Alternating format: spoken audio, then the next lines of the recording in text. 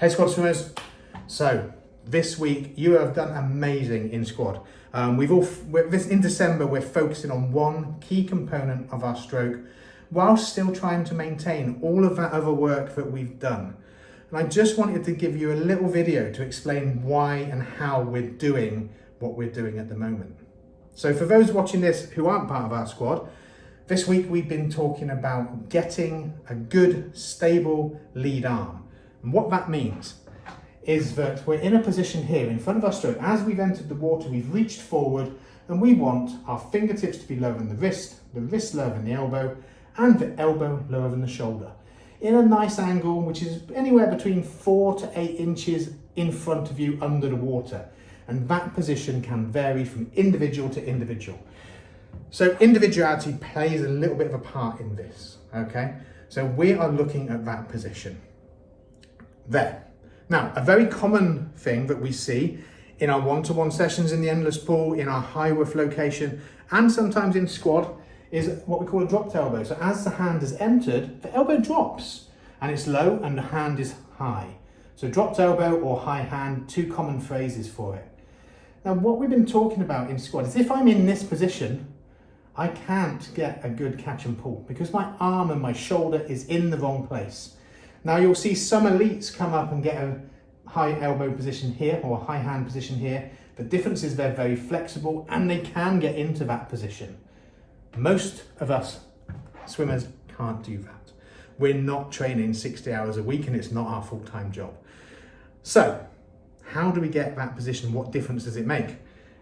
Here, if I've got my fingertips lower than the wrist lower than the elbow, my shoulder is internally rotated ever so slightly.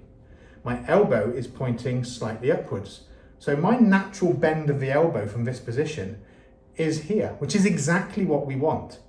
Now imagine that dropped elbow position there. See how you can see my palm now?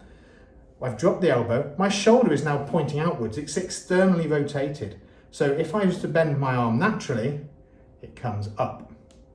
What we're looking for is this subtle change of movement from here to here. Do you see the difference in my shoulder? It moves about a centimetre, no more than that. And we want to think about it from the elbow upwards because I can move my hand around lower arm and it doesn't make any difference. So that's the position we've been striving to attain this week, and we've done an amazing job with lots of swimmers actually feeling the difference, commenting on the difference as well. But you may not know, you've done a lot of work in the past months to get yourself in the best place possible to achieve that position. So for those that haven't joined squads, to get that position, if you're suffering from that dropped elbow position to start with, why not come and see us in the endless pool or our high worth location, or join a squad. We can help you with your swimming. But if you swim alone or you're viewing this video from far and wide, then the basic fundamentals you need to be able to get into that position successfully are a good hand exit at the back with a good basic rotation. So when we rotate, when we exit our hand, a very simple thing to focus on is to brush the thumb against the hip or the upper thigh, depends how long your arms are, and at the same time just move that hip out of the way, as if your thumb has got caught in your belt loop. And that will give us that basic fundamental rotation from the hip. And remember that when we rotate, it's as if something's stapled down our spine, so we rotate the shoulders as well. Point number one. Point number two is make sure our recovery is elbow-led, whether you've got that bent elbow technique or whether you've got that straighter arm technique. It wants to be relaxed and the elbow always wants to move forward over the water. That's point number two. The third point is hand entry. Now we want to enter with our fingertips first, the palm facing down as if we were sliding that hand under the surface of the water. Another common flaw, especially for swimmers my age, is a thumbs first entry, because that's how we used to be taught to swim. Thumbs first, S-pull. Thumbs first entry, we don't coach that anymore. It can lead to shoulder problems. So we think fingertips first, palms down, because then we can slide our hand into that position, tip the wrist, bend the elbow, as if we're rolling over that imaginary ball.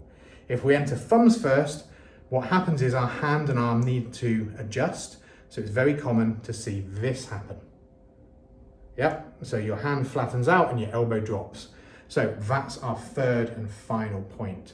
Once you've got them in place, work on that position in front of your head and it'll be much easier to achieve. And from there, like I said, imagine you've got that yoga ball underneath you and you've got to roll your arm over it to that position, and then we can press back. That is the holy grail of where your swimming power is going to come from. That good catch, that good pull under the water. So, hope that helps you. This video was designed for our squad swimmers, but if it helps you, if you're not in squad, to develop those skills, then feel free to drop me an email and tell me, or ask any questions, or just give the video a like. Entirely up to you. Anyway, good luck. See you soon.